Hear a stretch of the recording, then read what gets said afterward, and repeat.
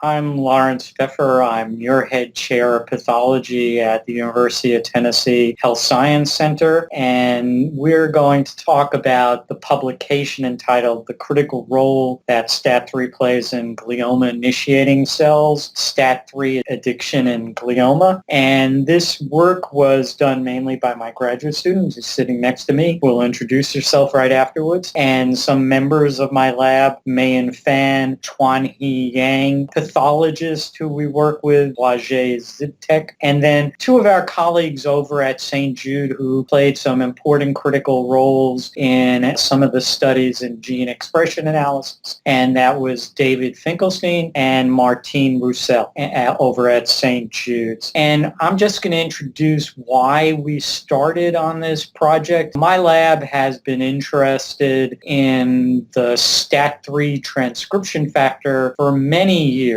dating back to my time when I was in New York City, and we were looking at interferon signaling, and we had identified that STAT3 was activated by the cytokine interferon. And for a long time, I wondered if STAT3, since it played such an important role in regulating cell growth and a number of biologic properties, if it was also involved in cancer. And a number of publications came out around 20 years ago showing that there was constitutive activation of STAT3 in a number of different cancers. And I had an interest in glioma for a number of years due to the fact that I had a close colleague who unfortunately came down with glioblastoma and died shortly after diagnosis. So I always had in the back of my mind an interest in studying this devastating form of brain cancer. So in a previous iteration of this project with a former graduate student, we studied if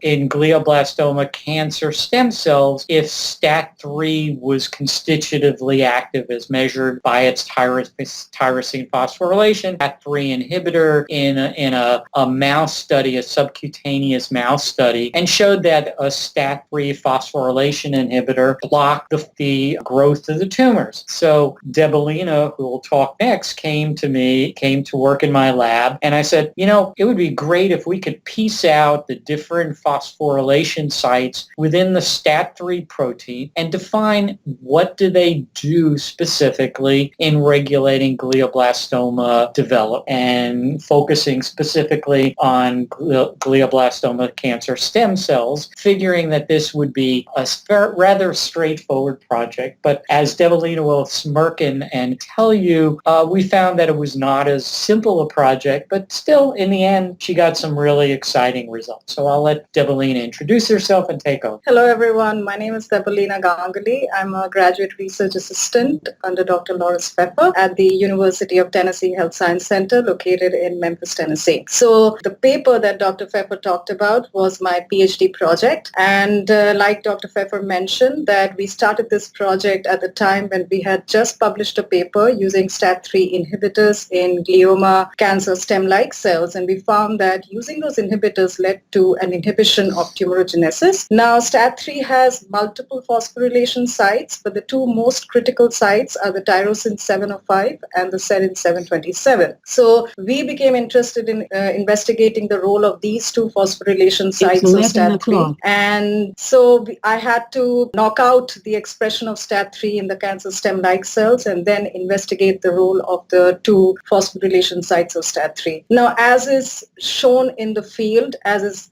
done in the field, that studying any gene expression, we do it by CRISPR-Cas9 mediated knockout. That didn't work in the cancer stem-like cells, in that these cells are so addicted to STAT3 that knocking out STAT3 made the cells die. I then tried to do a constitutive knockdown of STAT3, and that didn't work either. So the only system that worked in these cells is the inducible knockdown system. I was able to establish the inducible knockdown system in vitro and then later on in vivo. And interesting finding of this study was that in the cancer stem-like cells, I found that the tyrosine phosphorylation site site of STAT3 is critical for STAT3-induced GIC tumorigenesis. The serine 727 site in the cancer stem-like cells of GBM was dependent on tyrosine 705 phosphorylation. And I say that because in GBM cell lines such as MT330, when we had established this system also in those cells, and in those cells we found that serine 727 phosphorylation happened without tyrosine 705 phosphorylation, but in the cancer stem-like cells, serine phosphorylation was dependent on 705 tyrosine phosphorylation. So we were able to establish the phosphorylation system in the inducible STAT3 knockdown background, and then we did some high-throughput gene expression analysis, and we found that STAT3 regulates a bunch of genes. We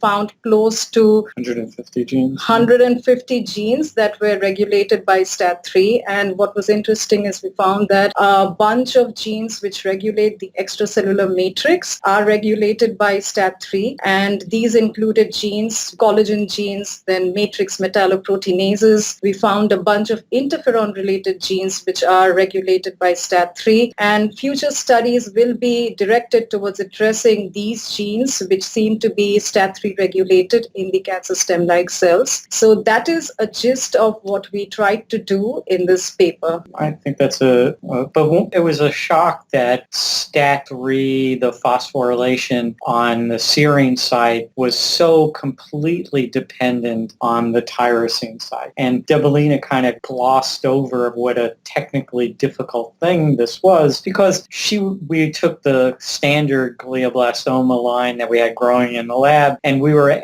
able to edit it out by Cas-CRISPR gene editing. We took out the STAT3 gene, and when we put those STAT3 knockout glioma cells into mice, they didn't form tumors at all, which was a real surprising result. We expected kind of maybe a slight inhibition, but we never got any tumors formed, and we knew that it was really highly STAT3 dependent, because if you put STAT3 back into the knockout cells, you got tumorigenesis. So we thought this would be such a straightforward process when we moved to the cancer stem cells, and it was just really surprising that we tried the Cas-CRISPR knockout, didn't work because the cells died. Then we tried an shRNA approach, which we had previously used in the lab for a number of glioma lines, and that didn't work. The cells always started dying, or they gained back STAT3. So like in the title, and as Debelina mentioned, it seems like the cancer stem cells are really addicted to the presence of STAT3. I mean, I think that one of the future goals of our experiment, since we find out that STAT3 is so critical, is to work with some drug investigators to develop new STAT3 inhibitors that could be used to target glioblastoma. And one of the biggest problems in trying to develop a drug in glioblastoma is the fact that you have to get the drug to cross the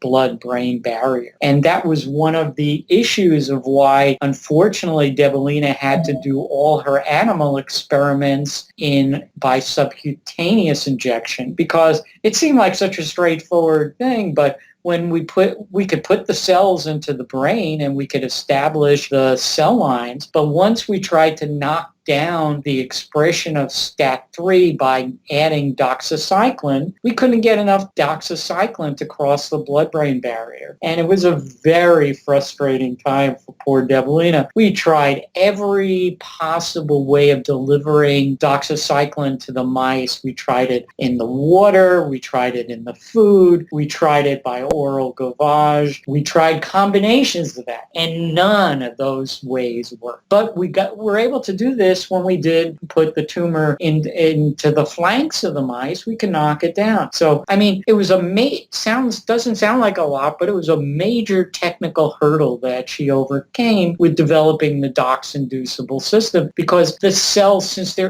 require STAT3 so much, if you knock down STAT3, the cells just stop growing. So we had to come up with a way to study the mutants by putting them already into the cells and then knocking down the endogenous STAT3. So only the exogenous STAT3 was essentially being the one that was being expressed. So it was technically a challenging project, but also we did a lot of really sexy techniques, like we did RNA-seq in collaboration with Dr. Roussel over at St. Jude's to analyze the genes that were regulated by STAT3. And some of the genes were kind of surprising. And, I started out talking about how I started out working on interferon, and it was kind of interesting that STAT3, when you knock down STAT3, you turn on a number of interferon-stimulated genes. So it appears that STAT3 is playing a repressive role in the interferon response. And maybe that's part of the importance of why STAT3 also regulates tumorigenesis. Interferon is an anti-tumorigenic cytokine, and STAT3 is turning off the interferon system because the interferon system is so anti-tumorigenic, and that's a way that it promotes tumorigenesis. So, there's a lot of interesting data that this manuscript shows, and I think Debelina should be proud of herself during her time as a graduate student that she was able to accomplish this. Yeah, it took a long time, but I'm happy that it finally worked. I think we're